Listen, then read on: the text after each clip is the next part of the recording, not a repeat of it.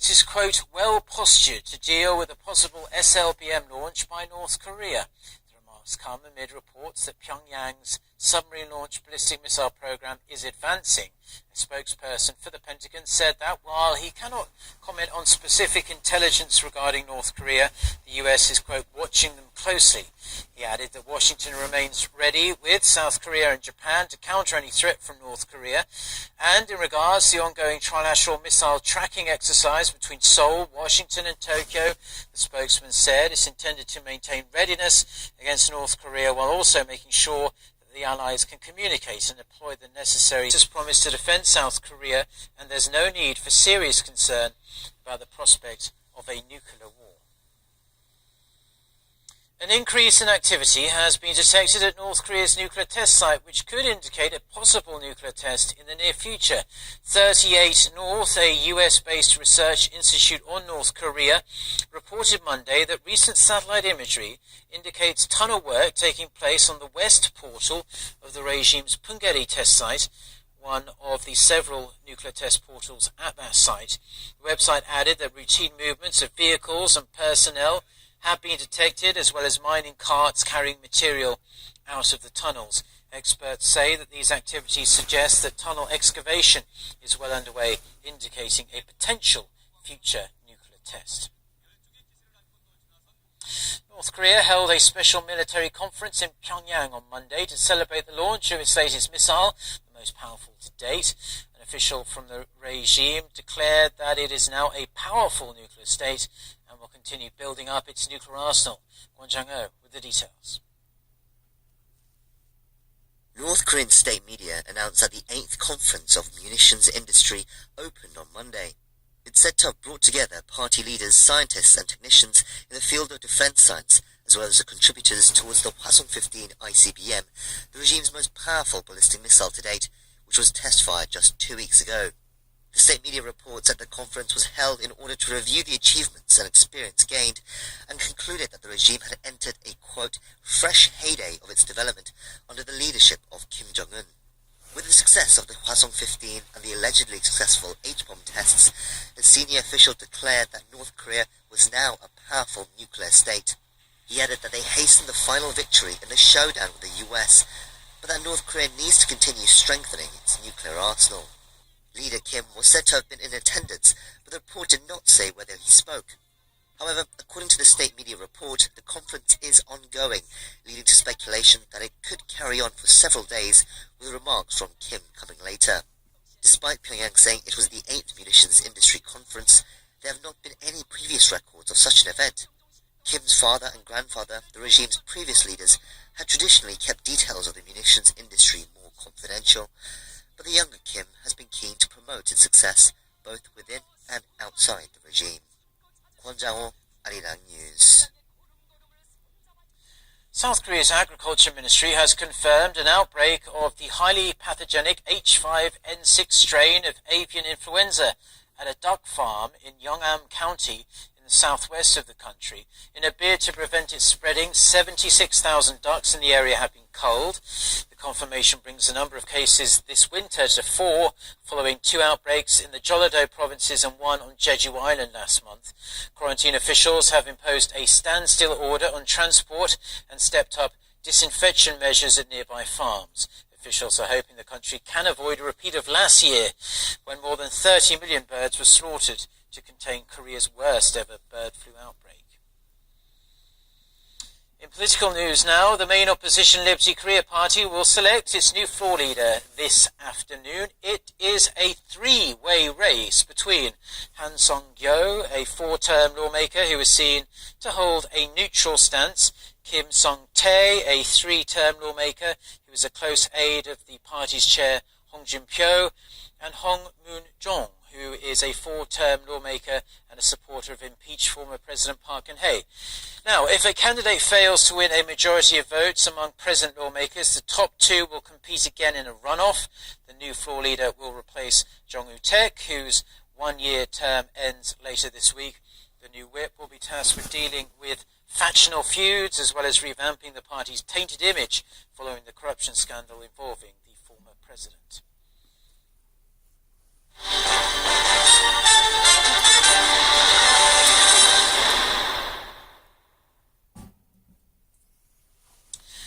Turning our attention to the United States now, and a man wearing a homemade pipe bomb has set off a device in New York's main bus terminal, injuring 3 people, including himself. Officials have called the incident an attempted terrorist attack. Noah Adam with the details. Police have detained a man identified as 27-year-old Akayed Ullah for setting off a homemade pipe bomb on Monday that was strapped to his body.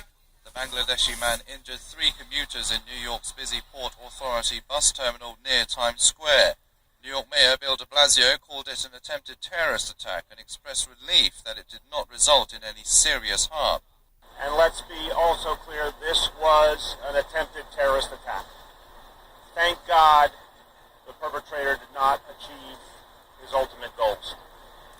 Thank God our first responders were there so quickly to address the situation to make sure people were safe. Thank God the only injuries, as we know at this point, were minor. In the end, the only serious wounds were to the suspect, who suffered burns and lacerations.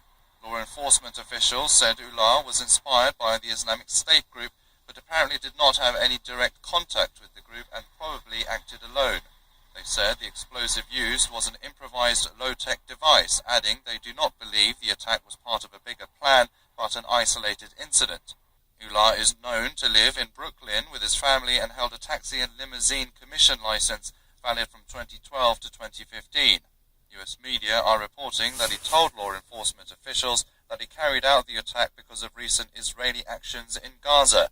In Washington, President Trump said the explosion highlighted the need to change immigration policies, including the type of family-based visa Ullah obtained to come to the US in 2011.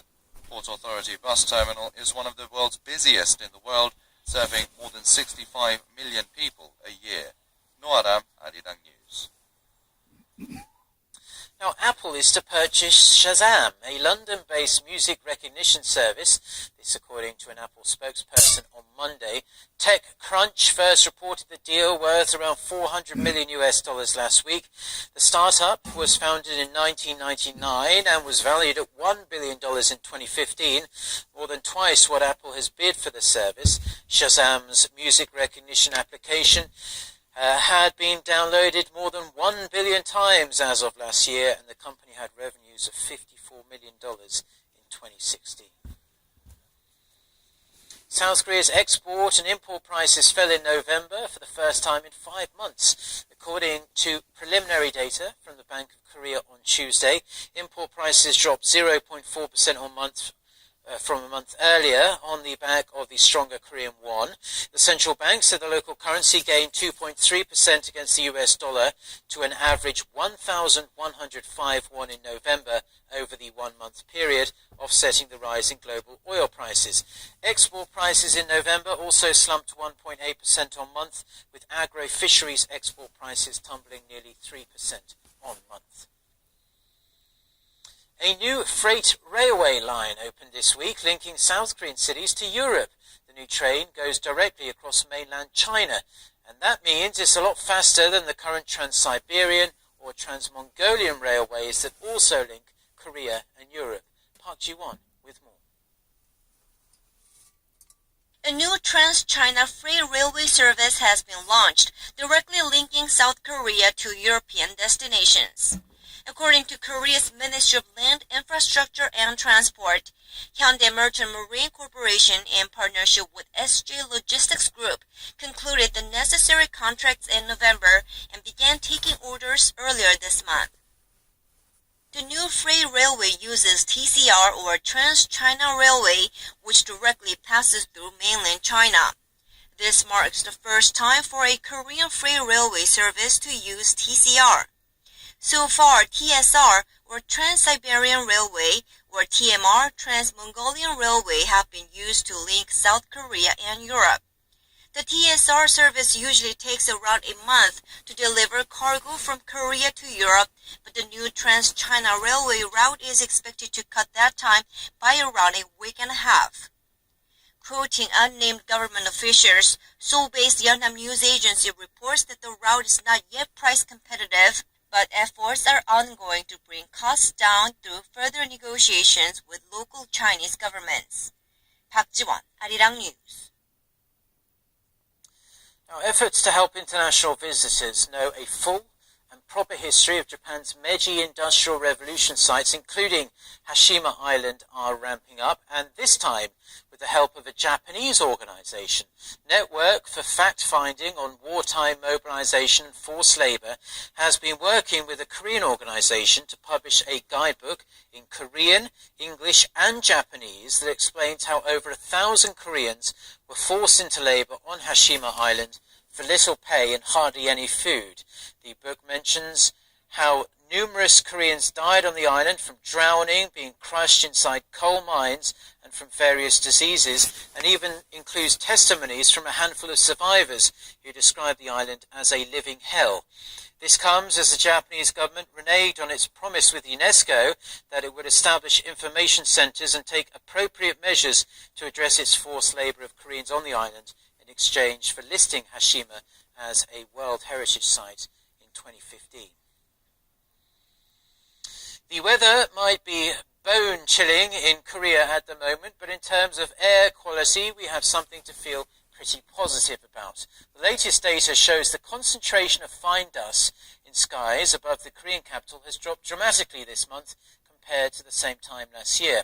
According to the Korea Meteorological Administration, the average temperature in Seoul from December 1st to the 10th was minus 0.3 degrees Celsius, 2 degrees lower than average. This was caused by cold wind flowing down from Siberia. This is pretty good, though, because the level of fine dust in Seoul during the first 10 days of December fell to an average of 28 micrograms per cubic meter, down from 43 during the same period last year. The Me Too movement, which forced 3 members of the US Congress to resign in the last week, has turned its spotlight on President Trump and his alleged past conduct. Women who say they were harassed by Trump are calling for a congressional investigation. The White House strongly denies those claims. Park Se-young with more.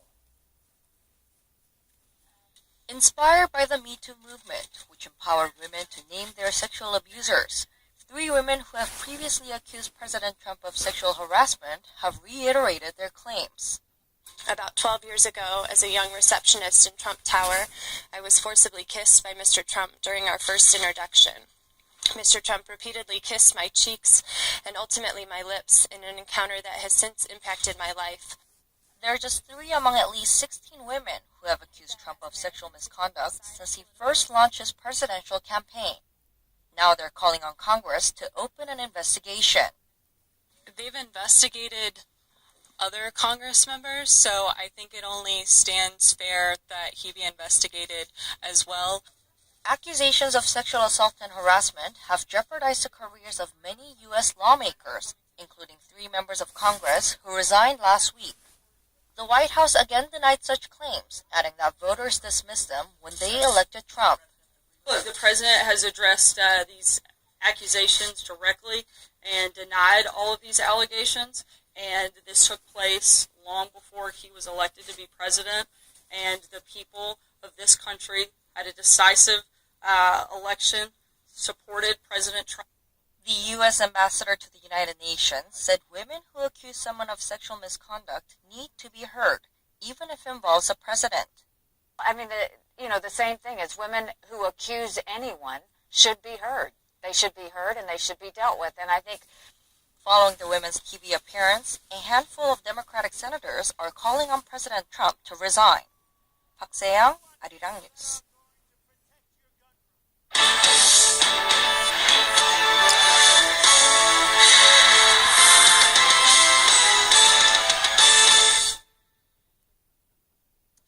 Now, with around 60 days to go until the start of the Pyeongchang Games, the Olympic torch relay continues across Korea despite the freezing temperatures.